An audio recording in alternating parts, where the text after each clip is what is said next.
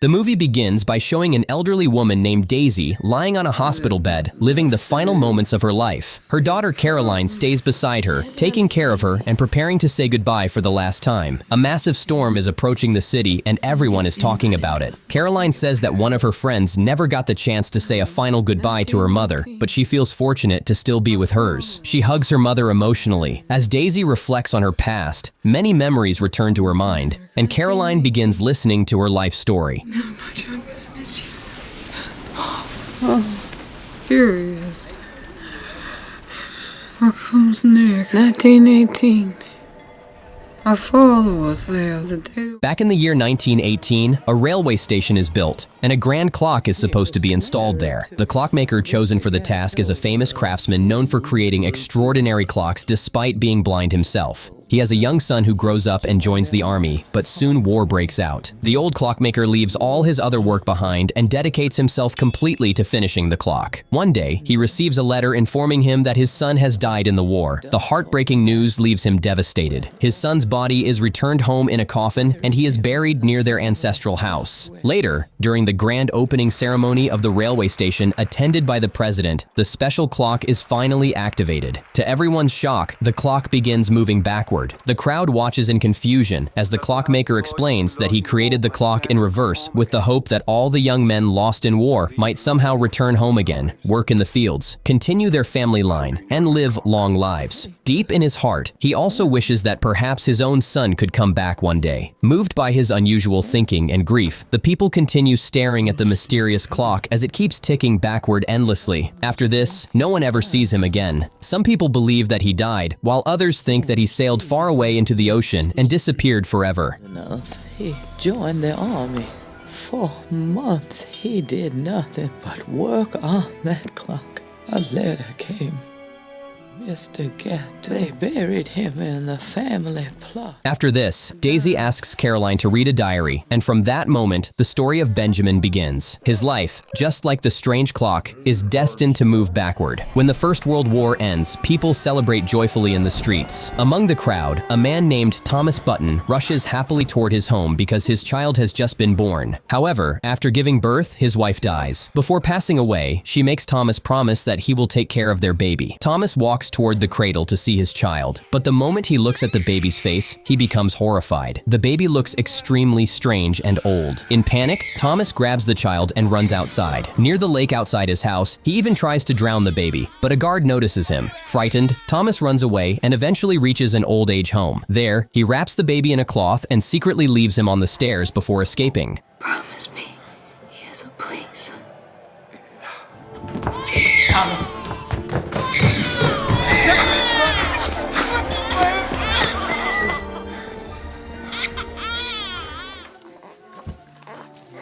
A woman named Queenie is coming downstairs with her husband while they are having a pleasant conversation. Suddenly, she hears the faint sound of a baby crying. When she removes the cloth, she is shocked to see a strange and unattractive-looking child. Her husband begs her to leave the baby alone, but Queenie cannot abandon him. She takes the child inside the old age home and hides him from everyone by placing him in a drawer. Soon, she calls a doctor to examine the baby. After checking him, the doctor explains that the child has cataracts and cannot see properly, and the baby's skin looks like that of an 80 or 90-year-old man, loose and fragile over weak bones. Queenie feels deep sympathy for the child and decides to raise him despite everything. However, the doctor believes that the baby is not truly a child at all, but an old man who has only been born in order to die soon. Queenie says that no matter how long he lives, she will take care of him.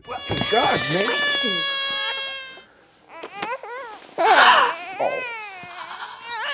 She introduces him to everyone in the old age home, and together they give him the name Benjamin. Since Queenie herself cannot have children, she quickly becomes emotionally attached to him. Benjamin's life is destined to move backward, just like the strange clock at the railway station. As he grows older, Benjamin believes that he is simply another old man like the others living in the home, and that he too will die soon. Whenever he sees children playing outside, he wishes he could run and play with them in the streets, but he cannot even walk properly. At most, he is only able to move around slowly in his wheelchair. Always had a healthy curiosity. That is dangerous. Now come back over here. Hey, put child. Queenie often goes to church, and one day she takes Benjamin with her. She tells the pastor about her inability to have children, and the pastor prays for her. Afterward, Queenie explains that Benjamin cannot walk and believes that some evil force wants him dead since childhood. The pastor asks Benjamin his age, and Benjamin innocently replies that he is 7 years old. Everyone bursts into laughter because he looks like an elderly man. The pastor then begins praying for him with even greater passion and tells Benjamin to rise from his chair and walk. Benjamin manages to take a single step before falling down. The pastor encourages him again, and this time Benjamin stands up and successfully takes a few steps. Suddenly, however, the pastor collapses from a heart attack and dies on the spot. Life in the old age home constantly swings between celebrations and mourning. One day someone's birthday is celebrated, and the next day someone else passes away. Benjamin often wonders why death keeps taking everyone around him but refuses to embrace him. The people living there have already forgotten most of life's troubles. Their only concerns are the weather, bathwater, and whether there will be enough light in the evening. One day, Benjamin befriends a man living in the old age home who takes him on a train ride far away from the city. After spending some time together, the man leaves with a woman he meets along the way and tells Benjamin to return home by himself. By the time Benjamin makes his journey back, it is already late at night. His hands are covered with blisters from the long walk. The candles. Wait till you know I don't like birthdays. And death was a common visitor. People came and went. Yet for Benjamin, it becomes one of the happiest days of his life because he has never traveled that far before. Every Sunday, family members come to visit the residents of the old age home. One day, an elderly woman introduces Benjamin to her granddaughter Daisy. The moment Benjamin sees her bright blue eyes, he falls in love with her at first sight. During lunch, Queenie happily announces that God has answered her prayers and that she is finally going to have a baby of her own. However, Benjamin does not feel happy after hearing the news. That night, Daisy takes Benjamin away to play with her. They sit under a bed with candles lit beside them and begin sharing their secrets. Benjamin tells her that, although he looks very old, he is not actually that old at all, and that his real age is almost the same as hers. Come over here, you. I'm afraid, Benjamin, I don't rattle.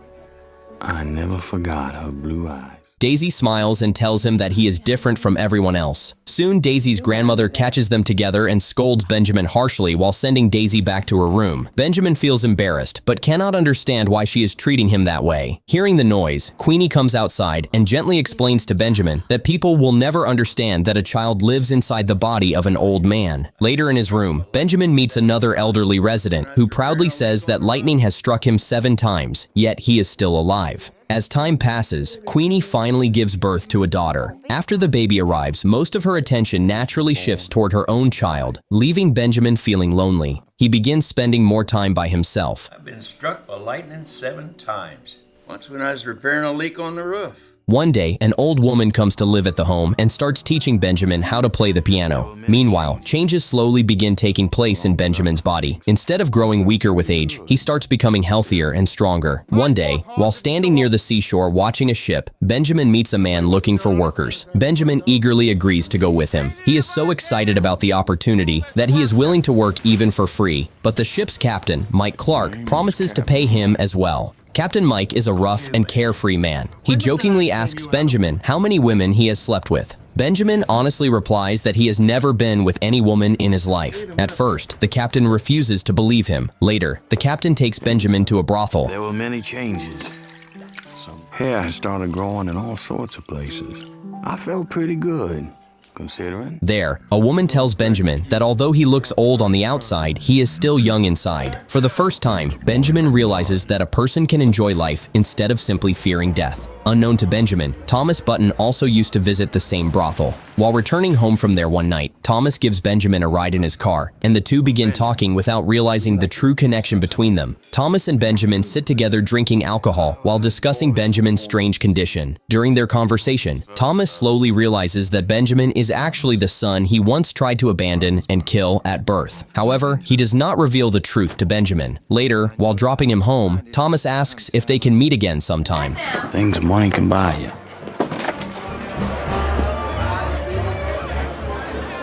Can I offer you a ride somewhere? Soon afterward, Daisy visits the old age home again with her grandmother. Benjamin feels genuinely happy seeing her. He takes her onto a boat and asks the captain to sail out into the sea. Daisy enjoys the experience greatly. One day, Benjamin is getting a haircut from an elderly woman living at the home. She tells him that sometimes people must lose the special ones in their lives before they truly understand their value. The very next day, Benjamin discovers that she has passed away. She is the same woman who taught him how to play the piano. By 1936, when Benjamin is about 17 years old, he finally leaves the old age home. Before he departs, Daisy tells him to keep sending her letters. Benjamin spends many years working on ships and traveling the world. During this time, he sends Daisy countless postcards, and Daisy also writes back to him regularly.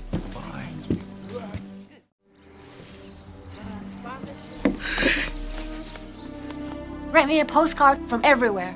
Daisy loves dancing and gradually becomes an excellent dancer. Whenever the ship reaches shore, Captain Mike takes Benjamin out for drinking and fun. During one trip, Benjamin meets Elizabeth, the wife of a spy, at a hotel. The two slowly grow close and fall in love, and Benjamin even tells Daisy about her in his letters. One day, Benjamin discovers that Elizabeth has suddenly disappeared, leaving behind only a goodbye note. The next morning, Captain Mike informs the crew that they must join the Navy in the war against German forces. While towing damaged ships during the war, enemy vessels suddenly attack them one night. Captain Mike bravely charges toward the enemy, but during the battle, he is shot and killed. I can feel the wind in your cheek. She wrote, "It was nice to have met you." After the war, Benjamin says goodbye to the crew and returns home. By then, he is 26 years old. Queenie is overjoyed to see him because he now looks healthier and younger than before. His younger sister has also grown up, although she knows nothing about his true story. Back at the old age home, many of the elderly residents he once knew have passed away, while several new faces have arrived. Benjamin also sees Daisy again, and she has now become even more beautiful and youthful. Daisy is thrilled to meet him. That night, the two go out for dinner together and spend hours talking. After dinner, Daisy speaks passionately about dancing and performs for Benjamin in an attempt to impress him. She even invites him to come to her hotel room, but Benjamin refuses because he still sees himself as an old man trapped inside an aging body. The two quietly part ways and return home. As time continues to pass, Benjamin's hair gradually darkens, his body grows stronger, and his eyesight becomes sharper. While the other residents of the old age home continue growing older and dying, Benjamin becomes younger with each passing year. One night, Thomas comes to meet Benjamin again. He takes him to a restaurant where they share drinks together. During their conversation, Thomas reveals that he has become seriously ill. Thomas tells Benjamin that he does not have much time left to live. He takes Benjamin to his home and explains everything about his manufacturing business and the family's history. I came home. Queenie? Sweet Jesus! Oh, you're home! God, it's your brother, Benjamin.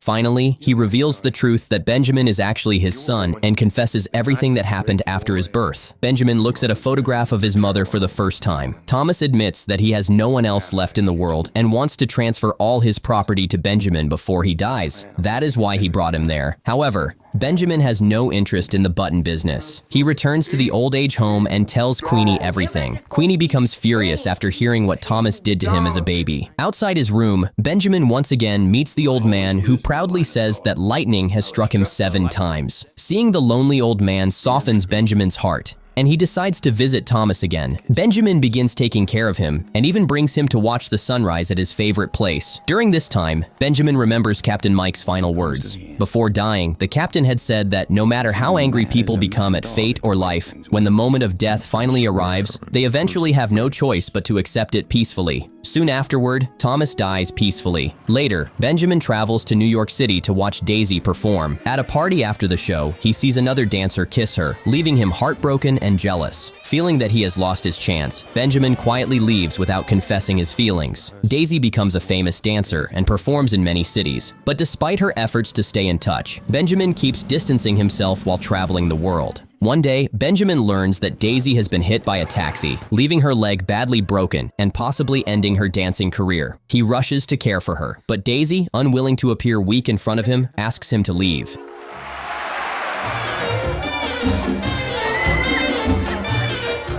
Years later, Daisy reunites with Benjamin at the old age home, and their love rekindles. They begin spending all their time together, sailing across the sea and enjoying life side by side. After returning home, Benjamin learns that Queenie has passed away, which deeply saddens him, though he finds comfort in the life lessons she taught him. He later sells Thomas's house and buys an apartment. There, Benjamin and Daisy spend some of the happiest years of their lives together. As time passes, Benjamin grows younger while Daisy grows older, which deeply disturbs her.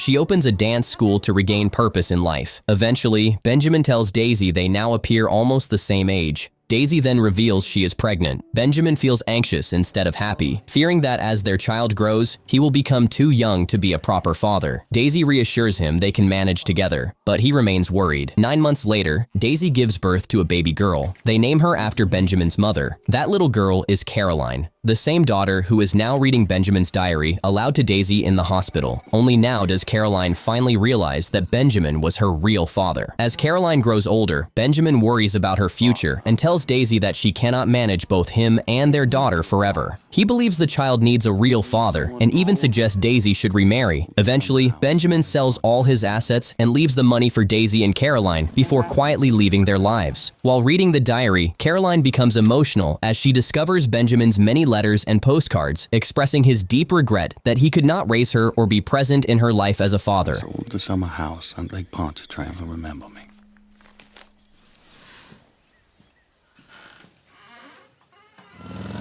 I left with just the clothes on my back. Reading Benjamin's heartfelt words makes Caroline break down in tears. Benjamin travels to India for several years, then later returns and visits Daisy's dance school. Caroline has grown up by then, and Benjamin meets her politely without revealing that he is her father. Daisy marries a man named Robert, as she has no other option, since Benjamin himself asked her to do so. Benjamin says that although he looks young on the outside, he feels old inside. They still clearly love each other. Daisy continues the story, explaining that years later, the police found a young boy with no memory, carrying Benjamin's diary and her address. The boy is brought to her, but he no longer recognizes her. Benjamin gradually becomes younger each day, eventually forgetting his entire life. In the end, he regresses into a small child, losing the ability to speak and walk. Back in 1919, the backward-moving clock had marked the beginning of Benjamin's strange life. Then, in 2002, the old clock is finally removed and replaced with a digital one. Around the same time, Benjamin has already become a tiny child again. In 2003, Benjamin looks at Daisy one last time, as if, for a brief moment, he remembers everything about her. After that, he quietly passes away forever in her arms. At the same moment, the great storm finally arrives in the city,